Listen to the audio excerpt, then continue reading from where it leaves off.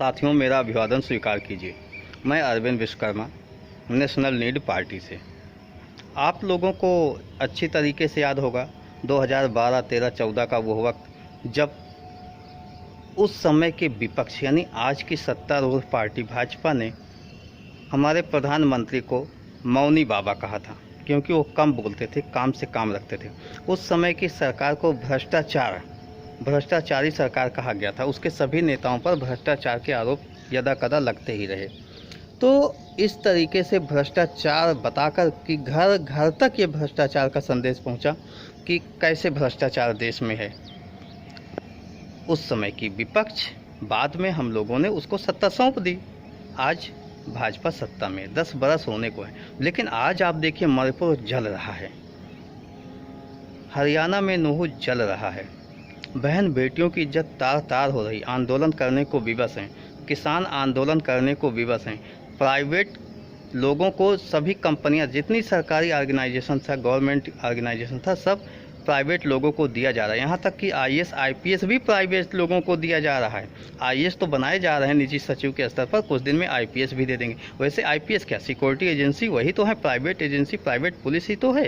तो इस तरीके से पूरा का पूरा सिस्टम निजीकरण के हाथों में दिया जा रहा है। आप देखें, एजुकेशन विभाग पूरा निजीकरण हो गया, पूरा निजी हाथों में चला गया। अच्छी अच्छी यूनिवर्सिटी निजी हाथों में चली गई है। भ्रष्टाचार की बात तो मत ही करो। भ्रष्टाचार के डर से हमारे प्रधानमंत्री इतने डर गए कि विपक्ष के नेता को ही सदन से बाहर कर दिया। वो तो भला हो सुप्रीम कोर्ट का कि फिर से अंदर आने की इजाज़त दे दी। खैर, यहाँ पर समझना होगा कि आज हमारे प्रधानमंत्री सदन से भाग रहे हैं, सदन में जाना नहीं चाहते हैं। ऐसे में देखा जाए तो आपका दायित्व क्या है? आपका दायित्व तो बहुत बड़ा हो चुका है, क्योंकि आप इस देश के जागरूक नागरिक हो।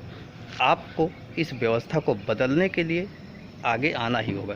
आप देखिए, जिस भ्रष्टाचारी को प्रधानमंत्री इंगित करते हैं, संदेश देते हैं कि ये भला व्यक्ति भ्रष्टाचारी है, कितना 1000 करोड़ रुपए का भ्रष्टाचार किया, तीसरे चौथे दिन वो उनके पार्टी में मिल जाता है, उसके दाग धुल जाते हैं।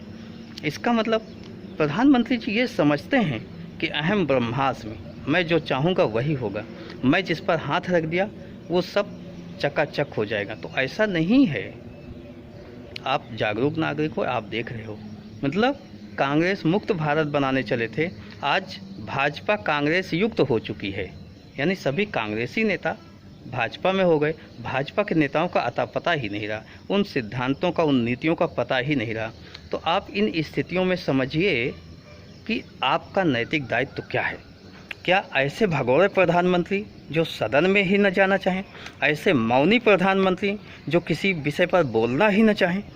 देश में बहुत से प्रधानमंत्री हुए, लेकिन वो कभी सदन से नहीं भागे हैं, सदन में जवाब दिए हैं। वो प्रधानमंत्री भी सदन में जवाब दिए हैं, विभिन्न घटनाओं का जवाब दिए हैं, जिन्हें ये लोग मौनी बाबा कहते थे। यानी मनमोहन सिंह की मैं बात कर रहा हूँ।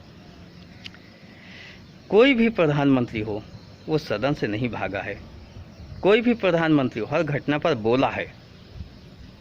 लेकिन आज के प्रधानमंत्री 56 इंच का सीना लेते थे, लाल लाल आंखें दिखाते थे चाइना को। मुझे तो लगता है चाइना के आगे इनकी आंखें देखकर ही डर के मारे लाल लाल हो गई हैं।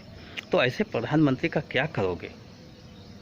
तो सत्ता तो बदल रही है। बदलाव की आहट जो आपको 12, 13, 14 में मिली थी, वो इस समय भी दिखाई दे रही है।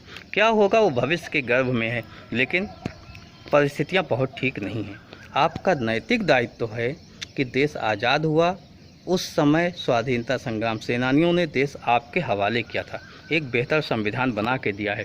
तो ऐसी स्थिति में जब दोनों पार्टियां भ्रष्टाचार में डूब चुकी हैं, देखिए, आप कांग्रेस को आज अगर लाते भी हो तो कांग्रेस के लोग थोड़े बदले हैं, उसकी विचारधारा थोड़े बदली। राहुल गांधी में परिवर्तन आ गया, व्यक्ति विशेष में परिवर्तन आ गया, लेकिन सभी में तो नहीं आया। इसका मतलब स्थिति बहुत अच्छी नहीं होने वाली है। सत्ता बदल जाएगी, लोग बदल जाएंगे, लेकिन कमोवेश वही स्थिति रहेगी। तो उस स्थिति में व्यापक बदलाव के लिए आपको आगे आना ही होगा। आगे आइए, नेशनल नीड पार्टी के साथ जुड़िए और हम लोग वो व्यापक बदलाव लाते हैं जो जनहितकारी होगा, सैद्धांतिक होगा। मेरा एक ही मत है, एक ही मानना है कि देश का प्रत्येक नागरिक आर्थिक रूप से सक्षम हो और किसी भी तरीके का जो भेदभाव है वो नहीं होना चाहिए, चाहे जाति के आधार पर, धर्म के आधार पर, वर्ग के आधार पर या क्षेत्र के आधार पर। आइए ऐसी मुहिम में आप भी शामिल होइए। आपका स्वागत है नेशनल नीड पार्टी में। धन्यवाद। जय हिंद, जय भारत।